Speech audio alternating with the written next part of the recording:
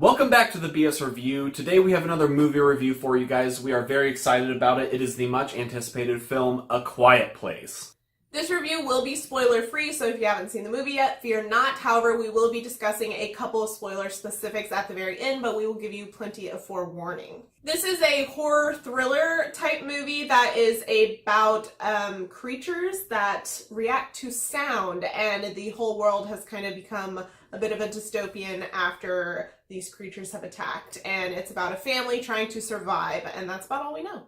And we were very excited about this movie. As soon as the first preview came out, I was very hyped, and I think I told you about it, and then we were both very excited from then on out and following this film, and the reviews from the critics were very good too. The hype built up, and so we went to go see it with the full expectations that it was going to blow us away.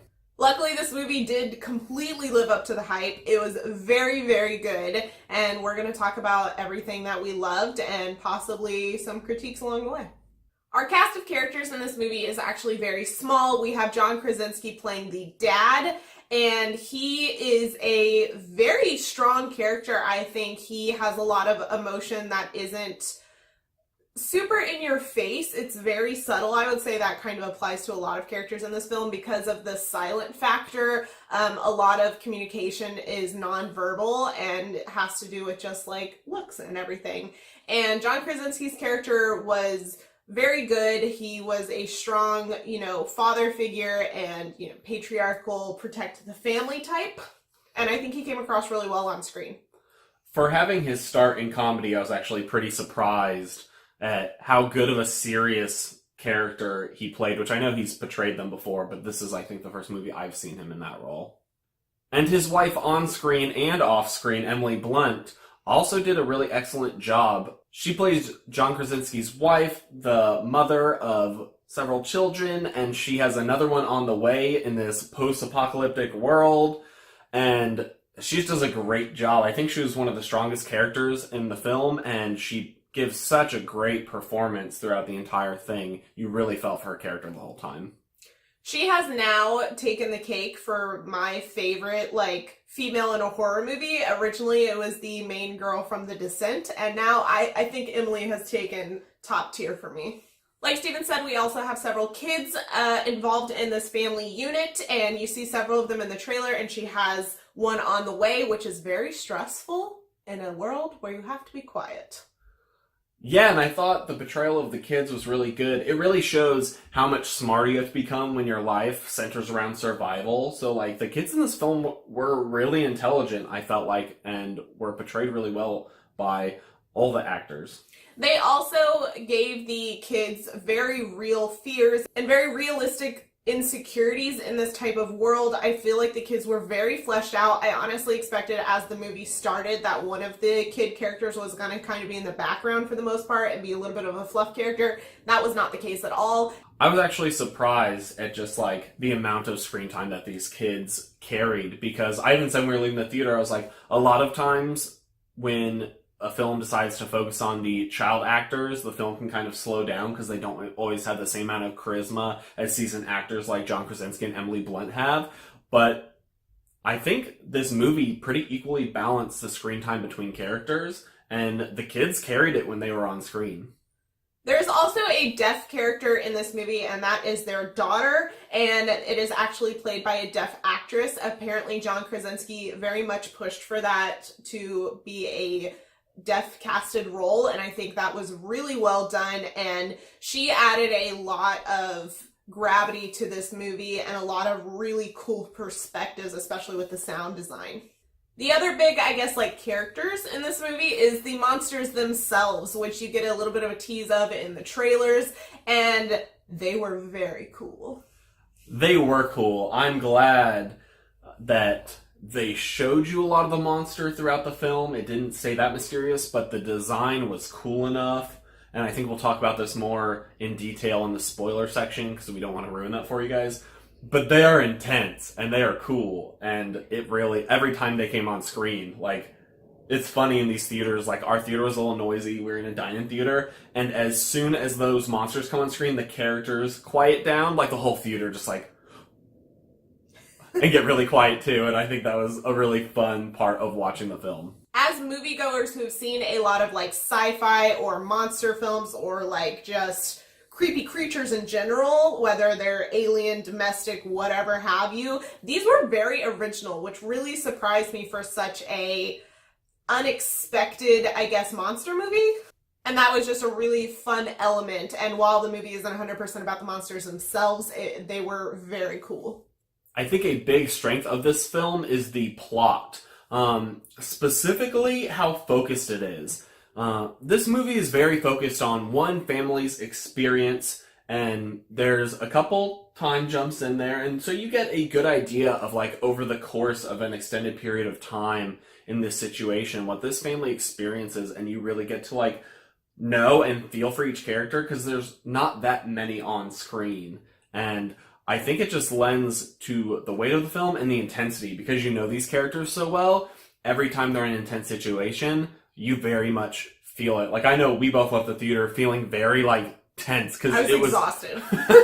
Because it was so intense. And some scenes, and the foreshadowing was done really well. So when certain things happened, you just, like, groan and you go, oh, no, I know something's bad is going to happen. And it just sticks with you the whole film until it comes back. And the intensity just, like, carried through the film. I also found that a lot of the circumstances in this movie were very realistic and didn't feel completely like hokey manufactured as a lot of like horror or thrillers do. And while characters did make stupid mistakes along the way, they were realistic human things that would happen. So it felt very based in reality. I agree. I keep using this word, authentic. Everything felt very authentic through the film. These characters felt like real people, and so they made real mistakes, especially in an impossible situation. I will also say this movie has little to no typical horror/thriller tropes. They do have a few, like Steven said, with the foreshadowing, that kind of thing, but I don't necessarily consider that a trope. They did stay away from the typical, like, stupid characters who come in and fuck everything up and stuff like that, and it was very refreshing to have that kind of perspective. And for such a tight movie, it was really cool to have these like original scenarios play out. And they also did a really good job with exposition not being told. It was very much shown, and it was very subtle to show you outside of the world beyond just a single family. Obviously, one of the most interesting and powerful parts of this movie is the sound design. And what can I say? Oh my gosh. I will say we didn't probably get the best experience with the sound design in this movie. As Steven said, we were at a noisier theater than we typically go to. We decided to go with a group of friends, and they picked the theater. And so it was a little bit loud, but it wasn't as bad as I thought it would be. But you could still tell that the sound design was so intense and calculated, and it was just a very cool experience. We're both very excited to get this on DVD and to just sit in our living room with all the blinds closed and no sound. Yeah, we were like, we need a very silent setting to like rewatch this movie as soon as we get the opportunity. Maybe we need like noise canceling earphones and both just that sit might there. be a little too intense. I don't know, but the experience carried through even with other people making noise. Just the silence of the characters and the scenes, especially the dichotomy between the hearing characters and the deaf character. And there's certain scenes where you flip to her perspective, her hearing perspective, and it's so like jarring but interesting, and it just ups the intensity. The sound design did so much to just raise the bar for like foreboding and intensity, and just the quiet. Like after like 20 minutes of just silent dialogue and scenes, you're like itching for some noise, and then when it comes, it's like blindingly loud. I really enjoyed the forced perspective of the deaf character because, like Steven said, they do some circumstances and situations where it's from her perspective, so there isn't that ambient sound that's going on, and that was a very fascinating and immersive experience during this movie. Overall, we were just so happy that this movie turned out really well. It blew both of us away just with the intensity and the originality. It's really nice to see like an original movie pop up with how many things are so derivative nowadays when it comes to movies. Even if they're good, they are still like copies. And this felt so fresh and original and scary, but also interesting and intriguing. And there was actually a lot of heart in this film, too. There's a lot of moments where you really feel for these characters. And I think that's cool to see in horror movies. I feel like the bar for horror movies is like raising after like It and Get Out and this. It just keeps getting better. So that wraps up our spoiler-free thoughts on this movie. Please let us know what you thought of it down below. We are going to talk about a few spoilers, so if you have not seen the movie yet, I highly suggest clicking away. Please don't get spoiled. Go enjoy the experience. And thanks for watching. We'll see you next time. For those of you who've seen the movie, stick around. All right, guys, spoiler section. So I really want to talk about the creature design in this movie because it is awesome. They're so cool. I think my favorite is the head flaps that just... Yeah, so creepy and disturbing. Oh, man. Giant teeth. Their head opens up to fleshy. And I think the coolest scene that they zoomed in on a couple times was how their sound thing works. Mm-hmm. How it, like, opens up and you see, like, this giant eardrum, essentially. Yeah, they're essentially a large ear, which is how they can pick up all those sounds. I thought it was a very original creature design that still was very formidable, and for something that would be like kind of kooky with a large ear, like it was still really scary. It didn't come across as goofy at all to me. Yeah, and their design with their giant front legs and small back legs, they move so fast. Like when they're like running, you're like, oh my gosh, they're huge. And I think the best scene was also we saw that they're kind of aquatic. Oh, that's true, yeah. Because, oh my gosh, there's a scene in the water and it just bends its arms back and like slithers in, and I was just, oh no.